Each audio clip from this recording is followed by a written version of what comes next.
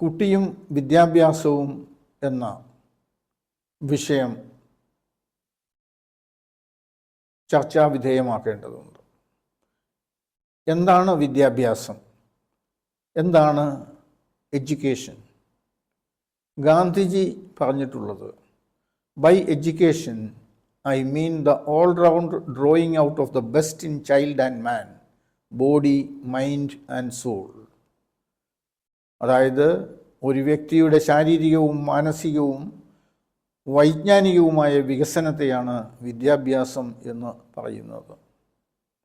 ജീവിതത്തിൽ ഉന്നതവും മെച്ചപ്പെട്ടതുമായ ജീവിത നിലവാരം കൈവരിക്കുന്നതിന് വേണ്ട മാനവശേഷിയുടെ വിനിയോഗ പ്രക്രിയയാണ് വിദ്യാഭ്യാസം എന്ന് പറയുന്നത്. തെറ്റും ശരിയും തിരിച്ചറിയുവാനും അതോടൊപ്പം തന്നെ ഒരു ഉത്തമ പൗരനാകുവാനും വേണ്ട പരിശീലനമാണ് വിദ്യാഭ്യാസത്തിലൂടെ ഉദ്ദേശിക്കുന്നത്. ആചാര്യാത് പാദമാദത്തെ പാദം ശിഷ്യ സ്വമേധയ പാദം സബ്രഹ്മചാരിഭ്യ പാദം കാലക്രമേണത്വ. എങ്ങനെയാണ് വിദ്യ നമുക്ക് ലഭിക്കുന്നത്? 4-1 ആചാര്യനിൽ നിന്നും. ആചാര്യനെന്ന് പറയുമ്പോൾ അത് അധ്യാപകനാകാം, അല്ലെങ്കിൽ സ്കൂളാകാം. അങ്ങനെ 4-1 നാം സ്കൂളിൽ നിന്നോ അധ്യാപകനിൽ നിന്നോ ഗ്രഹിക്കുന്നു. പാദം ശിഷ്യ സ്വമേധയ, അതിനുശേഷം 4-1 ശിഷ്യൻ സ്വമേധയാ പഠിക്കുന്നു. പാദം സബ്രഹ്മചാരിഭ്യ, മറ്റുള്ളവരിൽ നിന്നും സതീർത്ഥ്യരിൽ നിന്നും 4-1 പഠിക്കുന്നു. ബാക്കി 4-1 കാലക്രമേണ ഓരോ വിദ്യാർത്ഥിക്കും അല്ലെങ്കിൽ ശിഷ്യനും അത് കണ്ടെത്തുന്നു. ശൈശവത്തിൻ്റെ പ്രത്യേകത നാം കണ്ടു. ഇംപ്രിൻറ്റിംഗ് പീരീഡ് 5 വയസ്സ് വരെയുള്ള കാലഘട്ടം ശൈശവമായി നമുക്ക് കണക്കാക്കാം. അതുവരെയുള്ള വിദ്യാഭ്യാസം അത് ഇൻഫോർമൽ എഡ്യൂക്കേഷനാണ്. പുതിയ NEP അനുസരിച്ച്, നാഷണൽ എഡ്യൂക്കേഷൻ പോളിസി അനുസരിച്ച്, ഫോർമൽ വിദ്യാഭ്യാസം തുടരുന്നത് 6-ാമത്തെ വയസ്സ് മുതലാണ്. NEP അനുസരിച്ച് 6 വയസ്സിന് മുമ്പേ ഇൻഫോർമൽ എഡ്യൂക്കേഷൻ, നേഴ്സറി ട്രെയിനിങ് കൊടുക്കുന്നതിൽ തെറ്റുമില്ല. കുട്ടികളുടെ സ്വഭാവ രൂപീകരണത്തിലും വളർച്ചയിലും ഒരു അമ്മയുടെ പങ്ക്, രക്ഷിതാവിൻ്റെ പങ്ക് വളരെ വലുതാണ്.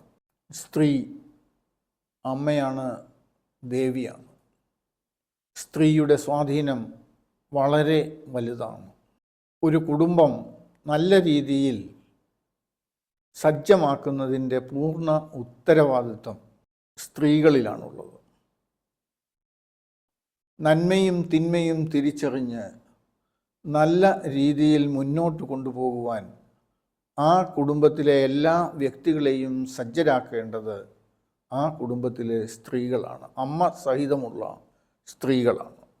അമ്മയെപ്പറ്റി, ഭാര്യയെപ്പറ്റി ഒരു പഴയ സിനിമാ പാട്ട് ഇപ്രകാരമാണ്: വീടിന് പൊന്മണി വിളക്ക് നീ, തറവാടിന് നിധി നീ കുടുംബിനി.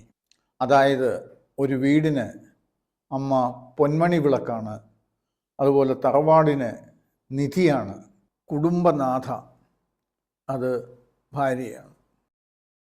ഷേക്സ്പിയർ അദ്ദേഹത്തിൻ്റെ ഒഥല്ലോ എന്ന ഡ്രാമയിൽ പറഞ്ഞിട്ടുള്ളത്, സ്നേഹം കൊണ്ട് ഭരിക്കുകയും കണ്ണുനീര് കൊണ്ട് ശിക്ഷിക്കുകയും ചെയ്യുന്ന കിരീടമില്ലാത്ത റാണിയാണ് ഭാര്യ എന്നാണ്. ഇവിടെ ഭരണം സ്നേഹം കൊണ്ടും ശിക്ഷ കണ്ണുനീര് കൊണ്ടുമാണ്. അതുപോലെ ഒരു പഴയ പടത്തിൽ, രാഘുയിലിൻ രാഗസദസ്സിൽ എന്ന പടത്തിൽ ഭാര്യയെ പരാമർശിച്ചുകൊണ്ട് ഒരു നല്ല ഗാനമുണ്ട്. പൂമുഖ വാതുക്കൽ സ്നേഹം വിടർത്തുന്ന പൂത്തിങ്കളാകുന്നു ഭാര്യ, ദുഃഖത്തിൻ മുള്ളുകൾ പൂവിരൽ തുമ്പിനാൽ പുഷ്പങ്ങളാക്കുന്നു ഭാര്യ. നേരെ എത്ര വിഷമമുണ്ടെങ്കിലും വീട്ടിൽ കയറി ചെല്ലുമ്പോൾ ആ പൂമുഖ വാതുക്കൽ സ്നേഹം തരുന്ന പൂത്തിങ്കളാണ് ഭാര്യ. എത്ര തെളിഞ്ഞാലും എണ്ണ വറ്റാത്തൊരു ചിത്രവിളക്കാണു ഭാര്യ. ഭൂമിയെക്കാളും ക്ഷമയുള്ള സൗഭാഗ്യ ദേവിയാണെപ്പോഴും ഭാര്യ. ഇവിടെ എത്ര തെളിഞ്ഞാലും എണ്ണ വറ്റാത്ത ചിത്രവിളക്കാണ് ഭാര്യ. ഭൂമിയെക്കാളും ക്ഷമയുള്ള സൗഭാഗ്യദേവിയാണ് ഭാര്യ. മന്ദസ്മിതങ്ങളാൽ നീറും മനസ്സിനെ ചന്ദനം ചാർത്തുന്നു ഭാര്യ. കണ്ണുനീർത്തുള്ളിയിൽ മഴവില്ല് തീർക്കുന്ന സ്വർണപ്രഭാമയി ഭാര്യ. നീതിസാരത്തിൽ ഭാര്യയെ വിശേഷിപ്പിക്കുന്നത് ഇങ്ങനെയാണ്: കാര്യേഷു മന്ത്രി കരണേഷു ദാസി, ക്ഷമയാ ധരിത്രി സ്നേഹേഷു മാതാ, രൂപേഷു ലക്ഷ്മി ശയനേഷു വേശ്യ, സൽക്കർമ്മ നാരി കുലധർമ്മഭഗ്നി. ഇവിടെ കാര്യത്തിൽ മന്ത്രിയായും കർമ്മത്തിൽ ദാസിയായും ക്ഷമയിൽ ഭൂമിയായും സ്നേഹത്തിൽ അമ്മയായും രൂപത്തിൽ ലക്ഷ്മിയായും ഒക്കെ അവതരിക്കുന്ന ഒരു വ്യക്തിയാണ് ഭാര്യ. കുട്ടികളുടെ കാര്യത്തിൽ അവർക്ക് അങ്ങേയറ്റം ശ്രദ്ധ രക്ഷിതാക്കൾ കൊടുക്കേണ്ടതായിട്ടുണ്ട്. Pay attention. ജനനം മുതൽ ശ്രദ്ധ കൊടുക്കുന്ന ഒരു കുട്ടി വാശിയും ശാഠ്യവും കാണിക്കുന്നില്ല. അതുകൊണ്ട് കുട്ടിക്ക് നല്ല ശ്രദ്ധ ശൈശവകാലത്ത് കൊടുക്കേണ്ടതായിട്ടുണ്ട്. ശൈശവ ദശയിലാണെങ്കിലും അതിനുശേഷമാണെങ്കിലും ശരി, കുട്ടികളുടെ മുമ്പിൽ വെച്ചിട്ട് മാതാപിതാക്കൾ ലഹള കൂടാതിരിക്കുക. അഥവാ ലഹള കൂടണമെന്ന് നിർബന്ധമാണെങ്കിൽ അവർ കുട്ടികളുടെ മുമ്പിൽ നിന്നും മാറി അടച്ചിട്ട മുറിയിൽ ആകാം. അരുതുകൾ അഥവാ വിലക്കുകൾ. കുട്ടികളോട് എപ്പോഴും അത് ചെയ്യരുത്, ഇത് ചെയ്യരുത്, അങ്ങോട്ട് പോകരുത്, ഇങ്ങോട്ട് പോകരുത് എന്നൊക്കെയുള്ള വിലക്കുകൾ ഒഴിവാക്കുക. എപ്പോഴും ഡോണ്ട് ഡു ഇത് കുട്ടിയുടെ ക്രിയേറ്റിവിറ്റി അല്ലെങ്കിൽ ക്രിയാത്മകത, ആത്മവിശ്വാസം ഇവ നശിപ്പിക്കാൻ മാത്രമേ ഉതകുകയുള്ളൂ. ഇവിടെ തമാശയായിട്ടാണെങ്കിലും ഒരു കുട്ടിയോട് ആ കുട്ടിയുടെ അച്ഛൻ എപ്പോഴും പറയാറുണ്ട്, Johnny don't do this thing. അച്ഛാ ഞാൻ TV കണ്ടോട്ടെ, ഡോണ്ട് ഡു ജോണി. അച്ഛാ ഞാൻ അങ്ങോട്ട് പോയിക്കോട്ടെ, ഡോണ്ട് ഡു ജോണി. ഒരിക്കൽ കുട്ടിയോട് ഏതോ ഒരു സുഹൃത്ത് ചോദിച്ചു, മോൻ്റെ പേരെന്താണ്? കുട്ടി പറഞ്ഞു ഡോണ്ട് ഡു ജോണി എന്ന്. അന്നേരം കുട്ടി വിചാരിച്ചിരിക്കുന്നത് ഡോണ്ട് ഡു ജോണിയാണ് ആ കുട്ടിയുടെ പേരെന്നാണ്. അല്പം തമാശ കലർത്തി പറയുകയാണെങ്കിലും അതിലും അല്പം കാര്യമുണ്ടെന്ന് നമുക്ക് ഈ ഉദാഹരണത്തിൽ നിന്നും മനസ്സിലാക്കാം. മറ്റൊന്ന്, കുട്ടികളെ പരിചാരകരെ ഏൽപ്പിക്കുന്ന രീതി. കുട്ടികളെ പരിചാരകരെ ഏൽപ്പിക്കുന്നതിലൂടെ പലപ്പോഴും കുട്ടികളിൽ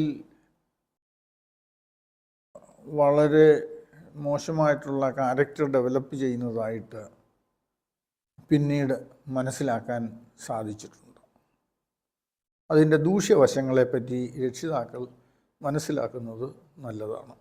മറ്റൊന്ന്, അമ്മമാർ TV തുറന്നിട്ട് കുട്ടികളെ ആ മാസ്മരികതയിലേക്ക് ആകർഷിക്കുന്ന രീതിയും ഒഴിവാക്കുന്നത് നന്നായിരിക്കും.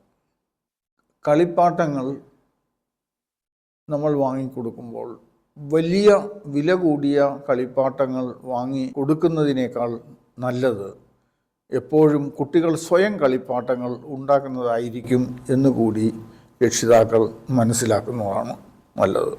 കളിപ്പാട്ടങ്ങൾ സ്വയം ഉണ്ടാക്കുന്നതിലൂടെ കുട്ടികളുടെ ക്രിയാത്മകത വളരുന്നു.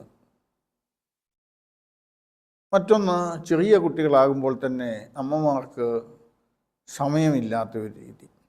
അന്നേരം കുട്ടികളെ ഉറക്കാൻ വേണ്ടിയിട്ട് കപ്പ് സിറപ്പ് പോലുള്ള മരുന്നുകൾ കൊടുത്ത് കുട്ടികളെ ഉറക്കുന്ന രീതിയും ചില സ്ഥലങ്ങളിൽ കണ്ടുവരുന്നു.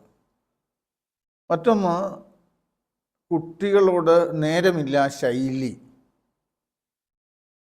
ഉപേക്ഷിക്കുക. അതായത് കുട്ടികളെ ശ്രദ്ധിക്കാൻ സമയമില്ല, കുട്ടികളുടെ കാര്യങ്ങൾ നോക്കുവാൻ സമയമില്ല എന്നുള്ള രീതിയിൽ കുട്ടികളോട് ഇടപെടാതിരിക്കുക. കുട്ടികൾക്ക് വേണ്ടി സമയം ഇപ്പോൾ നിങ്ങൾ കണ്ടെത്തുന്നത് അത് കുട്ടികൾക്ക് ഒരു മുതൽക്കൂട്ടായിരിക്കും.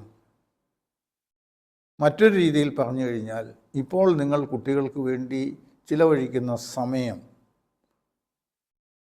അത് ഒരു എമോഷണൽ ബാങ്ക് അക്കൗണ്ട് എന്ന് പോലും നമുക്കതിനെ വിശേഷിപ്പിക്കാവുന്നതാണ്.